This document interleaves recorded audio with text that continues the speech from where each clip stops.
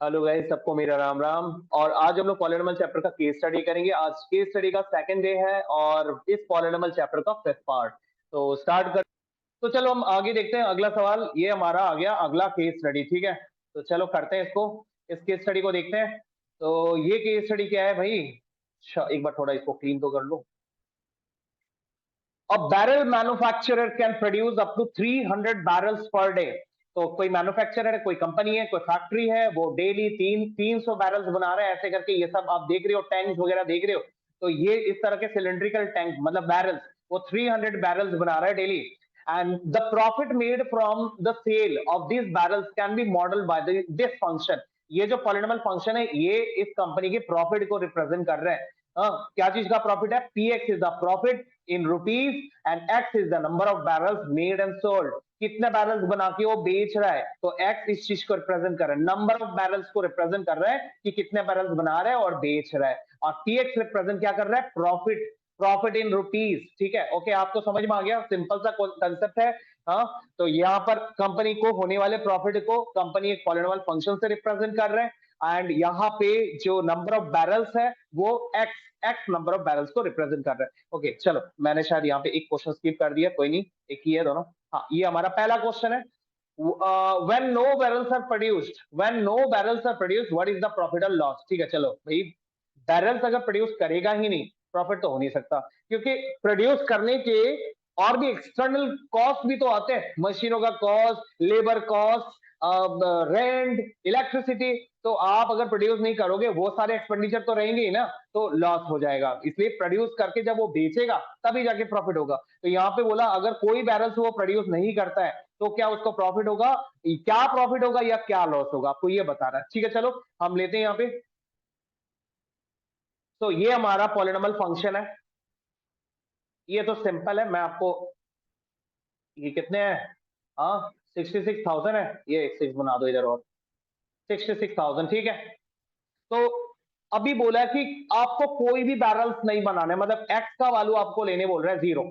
ठीक है, at X equal to zero. तो चलो जीरो डालते हैं। तो जीरो डालोगे तो क्या होगा? -10 into zero square plus 3500 into zero minus 66,000। भाई जीरो वाले तो जीरो हो गए, बच गया क्या? -66,000 बच गया। -66,000, ये माइनस साइन लॉस को रिप्रेजेंट करता है। इसका मतलब उसको जो लॉस हो रहा है वो लॉस हो रहा है ₹66,000 का। 66,000 का उसको क्लियर यहाँ पे लॉस हो रहा है ना? क्योंकि कोई भी कंपनी प्रॉफिट में तभी जाएगी जब वो अपने प्रोडक्शन को करके उसको मार्केट में बेचेगा। अगर कंपनी निठल्ले बैठा रहेगा तो उसके लेबर जो उसने हायर किए, ऑफिस कॉस्ट है, ऑफिस स्टाफ है, और भी ट्रांसपोर्ट वगैरह रहेगा, उसका रेंट वगैरह ये तो देने ही पड़ेंगे ना, प्रोड्यूस करो चाहे ना करो, तो अल्टीमेटली वो तो अपने पॉकेट से देगा। तो वो एक लॉस है। तो इस वजह से इस कंपनी को यहाँ पे लॉस ही होगा अगर वो एक भी बैरल नहीं बनाएगा। तो चलो ये हमने देख लिया। अगला सवाल पे आते हैं, नेक्स्ट क्वेश्चन पे आते हैं हम लोग। चलो अगला सवाल हम देखते हैं। नेक्स्ट क्वेश्चन है what is the break even point? Break even point का मतलब है नो प्रॉफिट नो लॉस, मतलब उसको प्रॉफिट भी नहीं हुआ, लॉस भी नहीं हुआ। इस केस को बोला जाता है ब्रेक इवन पॉइंट। ठीक है, तो आपको पूछा गया ब्रेक इवन पॉइंट क्या है, मतलब कितने सारे बैरल्स बनाने के बाद ऐसा एक पॉइंट आएगा, ऐसा एक सिचुएशन आएगा कि अब उसको लॉस नहीं हो रहा है। क्योंकि देखो हमने क्या पढ़ा, अगर वो बैरल्स नहीं बनाएगा तो उसको लॉस होगा, ये पढ़ा ना। अगर वो कुछ बैरल्स बनाएगा तो फिर उसको लॉस नहीं, धीरे धीरे लॉसेस कम होने जाएंगे और एक ऐसा पॉइंट आएगा जिसमें लॉस आना बंद हो जाएगा। देन उसके बाद और बैरल्स बनाएगा, उसको प्रॉफिट आना शुरू होगा। ऐसे ही होगा ना? तो बोला कि वो ब्रेक इवन पॉइंट है जहां पे उसको कोई लॉस नहीं होता। कितने सारे बैरल्स बनाएगा तो उसको लॉस नहीं होगा। ठीक है, आए बात समझ में? तो हम यहां पर देखते हैं, मतलब आपका जो प्रॉफिट है, प्रॉफिट या लॉस है वो जीरो होगा। ठीक है, जीरो से कम नेगेटिव होने से लॉस, जीरो से ज्यादा पॉजिटिव में आने का मतलब प्रॉफिट है। तो अगर ये प्रॉफिट मतलब ये पी एक्स है, पी एक्स क्या रिप्रेजेंट कर रहा है? प्रॉफिट। तो प्रॉफिट इज जीरो, तो प्रॉफिट इज जीरो मतलब ब्रेक इवन हो रहा है यहाँ पे। ठीक है, तो what is the break even point? Break even point, break even point का मतलब है कौन से एक्स के वैल्यू पे ये होगा, मतलब एक्स का वैल्यू आपको निकालना है, नंबर ऑफ बैरल्स आपको बताने कि कितने नंबर ऑफ बैरल्स पे उसका जो प्रॉफिट है वो जीरो हो जाएगा। सी यहाँ पे लिखा भी हुआ है, zero profit point is called break even. Okay, तो हम एक बार प्रॉफिट फंक्शन पे कॉपी करते हैं। -10x² plus 3500x minus 660000 is equal to zero. चलो अब हम इसको सॉल्व करके निकालते हैं। तो इसको हम करेंगे मिडिल टर्म फैक्टराइजेशन। तो इसके लिए मैं इक्वेशन को थोड़ा मिनिमाइज कर लेता हूं, क्योंकि इक्वेशन देखने में एकदम बाहुबली जैसा लग रहा है, खाली जैसा लग रहा है, तो इसको थोड़ा छोटा कर लेते हैं। तो सबको -10 से आप डिवाइड कर दो, बेटर रहेगा। थोड़ा मिनिमाइज भी हो जाएगा और एकदम फ्रंट वाला जो नेगेटिव नंबर है वो पॉजिटिव भी हो जाएगा। तो इसे इस तरह से मिनिमाइज कर सकते हो आप। तो हम मिनिमाइज कर देते हैं। मिनिमाइज करने से यहाँ आएगा प्लस एक्स स्क्वायर, यहाँ आएगा नेगेटिव 350 एक्स और यहाँ आएगा पॉजिटिव 6600 सबको मैंने -10 से डिवाइड किया, जिसकी वजह से देखो सबका साइन बदल गया। सबका साइन पहला नेगेटिव था पॉजिटिव हो गया, फिर पॉजिटिव था नेगेटिव हो गया, फिर नेगेटिव था पॉजिटिव हो गया और सबको मैंने 10 से भी डिवाइड कर दिया। आप -10 कॉमन लेके भी कर सकते हो, ठीक है, आपका अपना मर्जी है, अपना खुशी है। तो इस तरह से हमने मिनिमाइज कर दिया। अब हम इसको करते हैं मिडिल टर्म फैक्टराइज। चलो मिडिल टर्म फैक्टराइज करते हैं। एक्स स्क्वायर, ये हमारा मिडिल टर्म है, इसको हम कैसे फैक्टराइज करेंगे? तो चलो इसको हम एक बार थोड़ा सा फैक्टराइज करते हैं। तो 6600 इसको फैक्टराइज करेंगे, ठीक है। तो देखो 6 इंटू 11 इंटू 100, राइट। मैं थोड़ा थोड़ा करके फैक्टराइज कर रहा हूँ। 2 इंटू 3 हो गया 6, यहाँ 11 और 100 को फैक्टराइज करने से आता है 2 इंटू 2 5 इंटू 5, मतलब 4 इंटू 2500 होता है ना, 4 इंटू 25, 4 इंटू 2500 होता है। तो मैंने स्प्लिट कर दिया। अब मेरे को इतने सारे फैक्टर्स मिल गए। अब हम कैसे करेंगे? देखो यहाँ पे आ रहा है प्लस साइन, मतलब आपको दो ग्रुप ऐसा निकालने होंगे इसमें से जिनको प्लस करके ना 350 बने। तो चलो दो ग्रुप हम बनाते हैं। 350 कैसे बनाए? प्लस करके यहाँ से 3 ले लो, 3 ले लो, एक 10 ले लेते हैं, 11 ले लेते हैं, हाँ। 3 10 कैसे लेंगे? 2 इंटू 5 एक ले लो, यहाँ से एक 2 ले लो, एक 5 यहाँ से उठा लो, हो गया 10 और साथ में आप 11 ले लो। अब बचा क्या? बचा क्या भाई? हाँ बचा क्या? हाँ बचा है 2 5 और 2, मतलब 2 2 1 5। तो कितना हुआ? 2 2 1 5, 2 2 1 5, 2 2 और 1 5। ये मैंने दो ग्रुप बनाया। देखो इसका क्या बन रहा है? हाँ इसका बन रहा है 3 33 10 330 और इसका क्या बन रहा है? 4 5 20, राइट। ये हमने दो ग्रुप बना लिया। अब देखो इनको प्लस करने से 350 मिल रहा है मिडिल टर्म। ये मिडिल टर्म देखो 350 मिल रहा है ना इस तरह। तो ये दो ग्रुप हमने बना लिए। दो ग्रुप बनाने के बाद हमने उसको प्लस करके देख लिया 350 आ रहा है। प्लस क्यों किया? क्योंकि ये जो लास्ट वाला टर्म है ना, इसका साइन देखो प्लस है, इसलिए हमने प्लस किया। ठीक है चलो आगे बढ़ते हैं। अभी मैं इसको यहाँ पे लगा देता हूँ। तो हम क्या लिखेंगे? हम लिखेंगे 330 प्लस 20, हाँ 350x, sorry 330x plus 20x। Okay, इस तरह से हमने 350 को स्प्लिट कर दिया, इसलिए बोलते हैं middle term splitting. Middle term को हमने स्प्लिट किया और बाकी सबको आप सेम छोड़ दो। चलो अब हम यहाँ पे एक्स स्क्वायर ब्रैकेट ओपन करते हैं, 330x minus 20x, sign change हुआ है देखो, ब्रैकेट ओपन करने पर साइन चेंज हुआ है। 6600 इक्वल्स 0। ओके डन, समझ में आया ना? अभी हम यहाँ लेते हैं x कॉमन, तो यहाँ पे आता है x माइनस 330 और एक काम करो इस चीज को ना आप सेम टू सेम यहाँ कॉपी कर लो, x माइनस 330। ओके अब सोचो x में क्या मल्टीप्लाई करने से थर्ड नंबर सेम बनेगा? That is -20 into x minus 20x। तो इस तरह से आप सोच लो। चलो हो गया।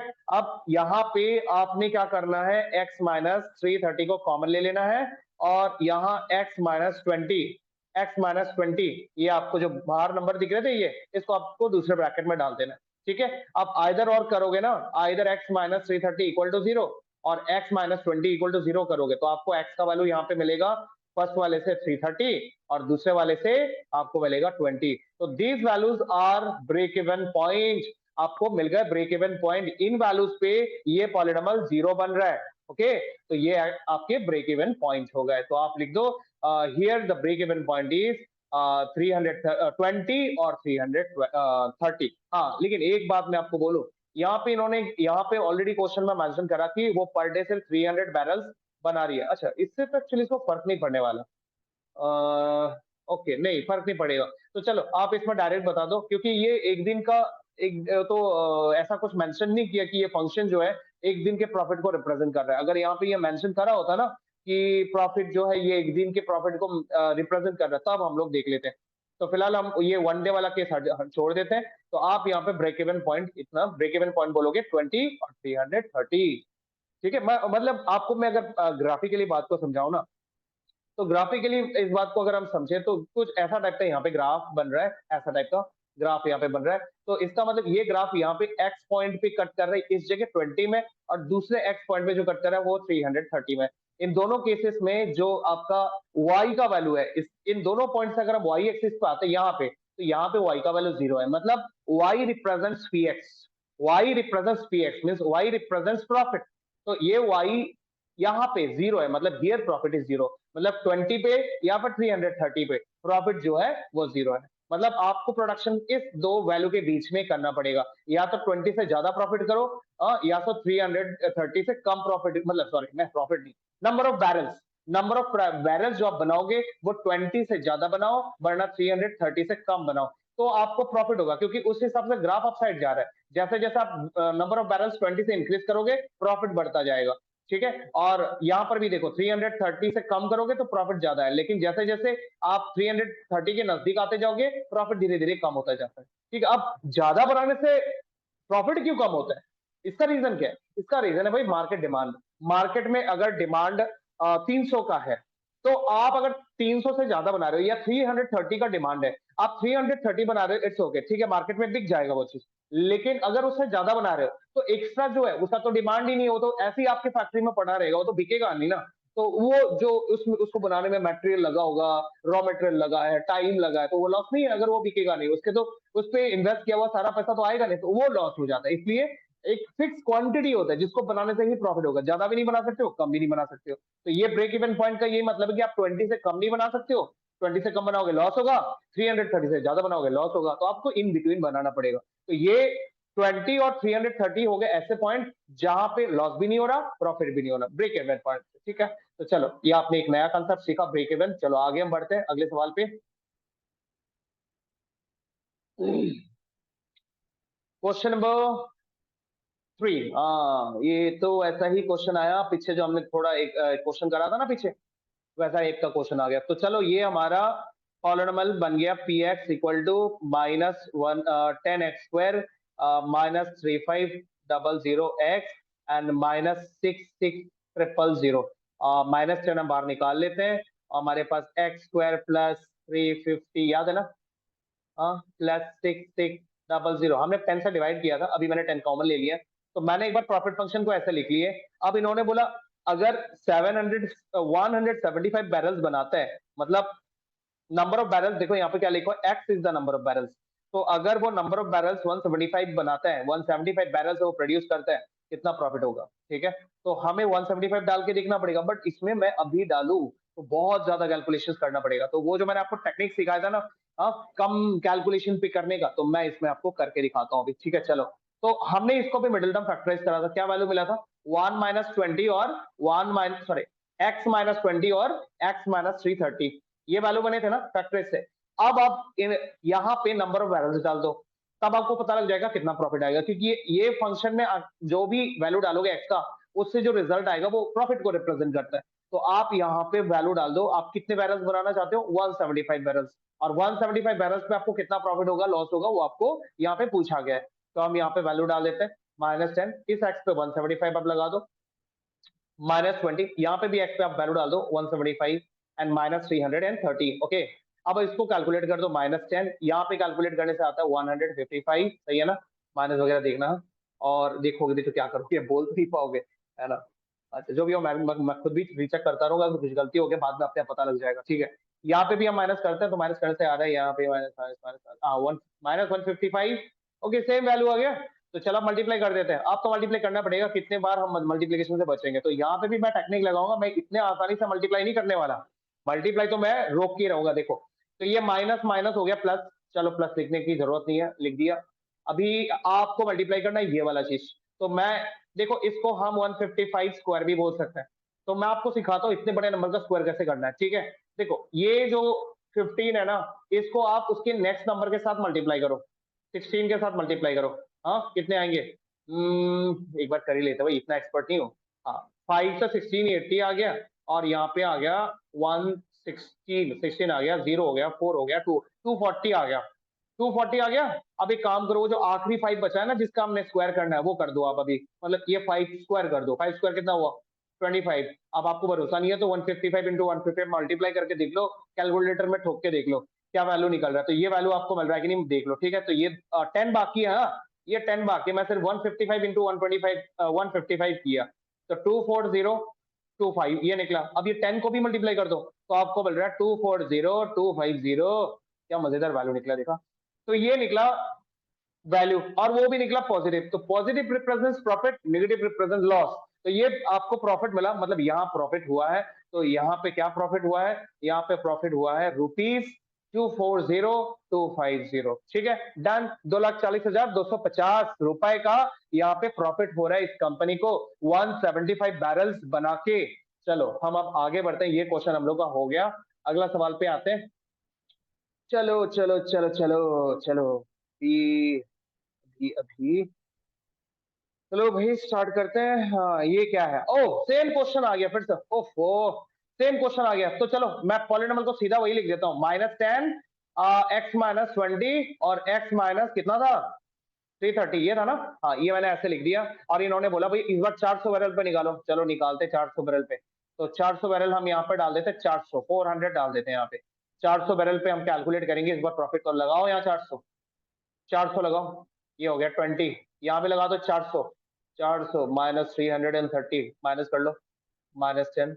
यहाँ माइनस करो 380 आएगा, यहाँ पे माइनस करो 70 आएगा, 70 आएगा ना। हाँ 70 आएगा। चलो अब आपको करना है मल्टीप्लीकेशन। तो देखो हम जीरो बाद में कर लेंगे, 38 और 7 कर लेते हैं। 7 8 56, 5 बचा, 7 3 21 और 5 26। क्या बात है, 266 आ रहा है। हाँ ठीक है ना, 266 आ रहा है। 7 3 21, 21 और 5 प्लस करो 26 हो रहा है ना। हाँ चलो बढ़िया। अब total number of zero count कर लो, इधर 1 2 3 लगा दो पीछे, माइनस माइनस एक ही है, लगा दो ये भी। तो ये माइनस क्या रिप्रेजेंट करता है, लॉस। तो इसका मतलब यहाँ पे कंपनी को हो गया घाटा। कितने का घाटा हो गया, 266,000, ठीक है ना, 000। तो 2,66,000 का कंपनी को लॉस हो रहा है, क्योंकि मैंने बोला था ना क्वांटिटी मैक्सिमम 330 तक बना सकता है, उसके बाद उसको लॉस होना स्टार्ट हो जाएगा। तो 330 क्रॉस कर गया, ये 400 हो गया ना, 330 क्रॉस कर गया, तो यहाँ पे इसको लॉस डेफिनेटली होगा। तो ये लॉस हो रहा है। तो चलो क्या हमारे क्वेश्चन खत्म हो गए, देख लेते हैं एक बार। और ना ना ना ना एक क्वेश्चन हुआ है, चलो करेंगे अभी इस क्वेश्चन को करते हैं। इसको एक बार क्लियर कर लें, ये क्लियर हो गया। What is the maximum profit which can manufacture earn, maximum profit कितना कर सकता है, ठीक है। तो मैक्सिमम प्रॉफिट कितना कर सकता है, ठीक है, रुको एक मिनट, हम इसको भी करते हैं।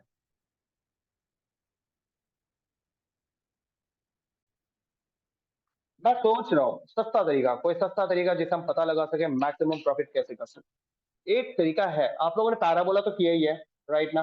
पैराबोला की मदद से हम इसको शॉर्टकट से कर सकते हैं। मैं आपको थोड़ा समझाता हूँ, देखो जो प्रॉफिट लॉस का जो ग्राफ होता है ना पैराबोला, वो हमेशा इस टाइप का होता है, डाउन साइड ओपन होता है ऐसे। और हमारा ये पैराबोला भी तो डाउन साइड ही है ना। 20 यहाँ पे हमने क्या पढ़ा था, 20 पे और 330 पे ब्रेक इवन पढ़ा था ना हमने। तो जैसे जैसे ये ग्राफ ऊपर जाएगा प्रॉफिट बढ़ेगा। प्रॉफिट रिप्रेजेंट्स वाई, ध्यान रखना, ये जो है ना पीएक्स, ये वाई को रिप्रेजेंट करता है। मतलब आपका सारा प्रॉफिट वाई एक्सिस पे शो होगा। तो जैसे जैसे ग्राफ ऊपर जा रहा है वाई भी ऊपर जा रहा है ना। ये देखो ऐसे ये पॉइंट पे ऊपर जा रहा है, और जाए ऊपर जाएगा तो इधर। तो जैसे जैसे ऊपर जाएगा प्रॉफिट बढ़ेगा, मतलब सबसे ज्यादा प्रॉफिट इस टॉप में मिल रहा है, यहाँ पे मिल रहा है। तो इस वैल्यू को आपको निकालना पड़ेगा। तो ये वैल्यू हम कैसे पता लगाएंगे, तो ये देखो, ये वो इसे बोलते हैं टर्निंग पॉइंट, या फिर vertex of the parabola. Parabola आपको पढ़ना पड़ेगा, जिन्होंने पैराबोला नहीं पढ़ा हुआ ना वो पैराबोला पढ़ो, वहां पे वर्टेक्स ऑफ द पैराबोला के बारे में एक्सप्लेन करा हुआ है, ठीक है। और मेरा जो क्लास अटेंड किया है एमसीक्यू का, इससे पहले वाले पार्ट में, पार्ट 4 में मैंने पैराबोला के बारे में एक क्वेश्चन बताया हुआ है, ठीक है। तो आप उसको देख लेना, अगर मेरे को मौका मिले तो और भी बताऊंगा। लेकिन पैराबोला करो भाई, पैराबोला करोगे आपको वर्टेक्स के बारे में पता चलेगा। तो वर्टेक्स एक्चुअली है क्या, वर्टेक्स ऑफ द पैराबोला जो होता है ना, ऐसे पैराबोला होता है। चलो ये मैं इसका ड्राइंग यहाँ पे बना देता हूँ एक बार, ठीक है। तो ये हो गया वाई एक्सिस, ये हो गया वाई एक्सिस, ये हो गया इस सॉरी ये हो गया एक्स एक्सिस वर्टिकल वाला, वाई एक्सिस, और ये एक्स, ठीक है। तो ये हो गया वर्टेक्स, ये हो गया वर्टेक्स। वर्टेक्स के कोऑर्डिनेट्स मैं यहाँ नोट कर रहा हूँ, -d/2a और यहाँ पे -d/4a, ये इनको बोलते हैं वर्टेक्स ऑफ द पैराबोला, ठीक है। अब आपको क्या पता लगाना है, आपको पता लगाना है इसके बराबर y का वैल्यू क्या है। हाँ तो आप इस फॉर्मूले को यूज करो, इससे आपको पता लग जाएगा यहाँ पे y का वैल्यू क्या है। क्योंकि इस पॉइंट पे यहाँ पे जितने सारे वो बैलेंस बनाएगा उस पे उसको प्रॉफिट यहाँ पे मैक्सिमम मिलेगा। क्योंकि ये ग्राफ जैसे जैसे ऊपर जा रहा है, ये ग्राफ प्रॉफिट बता रहा है, मतलब ये ग्राफ जैसे ऊपर जा रहा है प्रॉफिट बढ़ रहा है, ठीक है। तो एक पर्टिकुलर पॉइंट में सबसे ज्यादा प्रॉफिट आ रहा है, ये वो वर्टेक्स वाला पॉइंट है। तो इसके बराबर y का वैल्यू क्या है वो निकालो, क्योंकि y रिप्रेजेंट्स प्रॉफिट, क्योंकि y ही px है, ठीक है। तो आपको ये y का वैल्यू निकालना है। तो इस y का वैल्यू निकालना है, तो आप इस पॉइंट का जो कोऑर्डिनेट है x, y, उसमें आप इस y को देखो। तो यहाँ पे y का वैल्यू क्या है, y का वैल्यू है -d/4 है। ओके अब ये भला d क्या चीज है, a तो चलो समझ में आ रहा है, a का वैल्यू यहाँ पे -10 है, वो तो समझ में आ रहा है। लेकिन d क्या है, तो D is called discriminant. Discriminant मतलब ये आपको एक नेचर समझाती है, अपने आप में एक फॉर्मूला है, ठीक है। ये एक फॉर्मूला है, इसका फॉर्मूला मैं यहाँ नीचे लिख के दिखा रहा हूँ, बी स्क्वायर माइनस 4 से। इतना डिटेल में मैं नहीं जाऊंगा, ये क्या चीज का काम होता है ये सब आप पैराबोला में सीखना, ठीक है। पैराबोला का जो नेचर है वहां आप इस चीज को सीखना। फिलहाल मैं इसका वैल्यू निकालता हूँ। तो यहाँ पे देखो, ये जो हमारा पॉलिनोमियल फंक्शन है, इसमें ए का वैल्यू है -10, बी का वैल्यू है 3500, 35 सॉरी 3500, एंड सी का जो वैल्यू है वो है -66,000, ठीक है। ये एबीसी का वैल्यू है, आप यहाँ लगा दो, बी का वैल्यू लगा दो 3500, बी स्क्वायर -4 AC। तो ए का वैल्यू क्या है -10, और सी का वैल्यू जो है वो है खतरनाक 66,000, ठीक है। ये हो गया वैल्यू। अब मैं इसे एक बार सॉल्व कर लेता हूँ। 35 का स्क्वायर होता है 3 4 12, 1 2 2 5 और साथ में 4 0, ठीक है। ये टोटल 3 माइनस है तो माइनस हो जाएंगे, और मैं 4 से 64 को मल्टीप्लाई करता हूँ तो 264 हो जाएगा।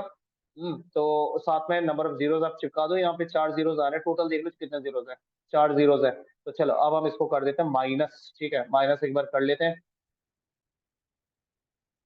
तो देखो यहाँ पे क्या 4 जीरो है, यहाँ पे 4 जीरो, इनको आप एक बार के लिए रिजर्व रख लो। आप सिर्फ 1 2 2 5 और 2 6 4 को माइनस करो, तो यहाँ पे 1 आ गया, यहाँ पे हो गया 12, तो 12 से 6 चला गया तो 6 बचेगा, 11 से 2 चला गया तो 9 बचेगा, 961 आ रहे हैं। और साथ में आप यहाँ पे चिपका लो 4 जीरो।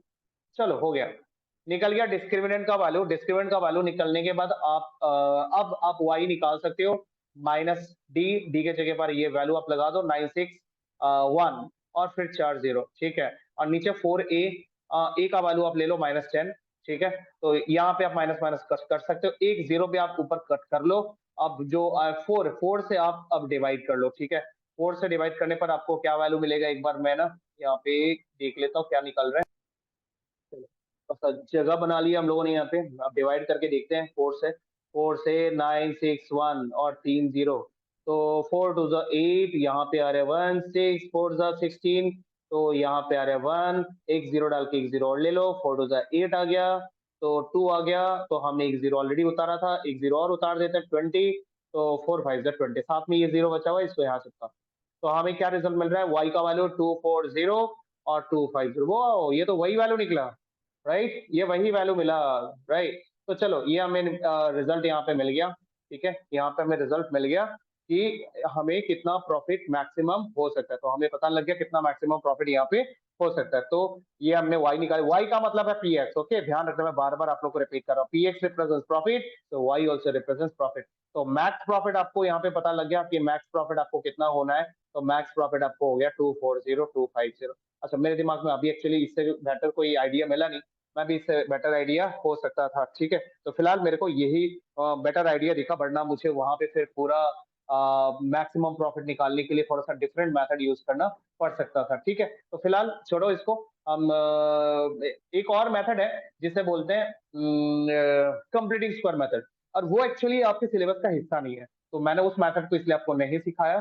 खामोगा उसमें मेहनत करके फायदा नहीं है, मेहनत आप इस टाइप में करो, इनकी प्रैक्टिस करो, ये काम आएंगे, और वो आपके सिलेबस में नहीं है, वो काम नहीं आएगा, तो एक दो सम के लिए वो मेथड सीख के कोई फायदा नहीं है। तो इस मेथड की प्रैक्टिस करो, जिससे आपके और भी सम्स जो हैं वो बनेंगे इसमें, ठीक है। तो कैसा लगा आज का क्लास, कमेंट करके बताना भाई, बहुत मेहनत करना पड़ता है तुम लोगों के लिए, ठीक है। ये सब टेक्निक जो मैं दिखा रहा हूँ ना, स्पेशल टेक्निक आपको इतना आसानी से नहीं मिलेंगे सब जगह, ये सारे जो कैलकुलेशन के टेक्निक है, ठीक है। इस तरह से आप कैलकुलेशन करोगे बड़े आसानी से, बड़े जल्दी जल्दी आपके मैथ्स भी हो जाएंगे, ठीक है। चलो आज के लिए तो मेरे ख्याल से हो गया, शायद यही लास्ट क्वेश्चन था, यस ये लास्ट क्वेश्चन था। चलो बाय बाय, गुड नाइट सब लोग को, राम राम, सबको बढ़िया से करो। एंड मैं मंडे को आप लोग के लिए लाऊंगा एमसीक्यू, कुछ एमसीक्यूज बाकी है, क्यूबिक पॉलिनोमियल के एमसीक्यूज बाकी है, वो मैं आप लोगों को मंडे को प्रोवाइड कराता हूँ। और इस तरह के केस स्टडीज और भी है, पॉलिनोमियल चैप्टर के ढेर सारे केस स्टडीज हैं इसी टाइप के, तो मैंने आपको उस टाइप की क्वेश्चंस लेके दिखा दिए, कैलकुलेशंस कैसे करने होते हैं, आप इन टाइप को प्रैक्टिस करो, बाकी क्वेश्चंस भी जो पॉलिनोमियल चैप्टर में आते हैं वो आपसे हो जाएंगे, ठीक है। आज बहुत सॉलिड सॉलिड केस स्टडीज आए, ठीक है। चलो प्रैक्टिस करते जाओ सब लोग को, गुड नाइट, राम राम।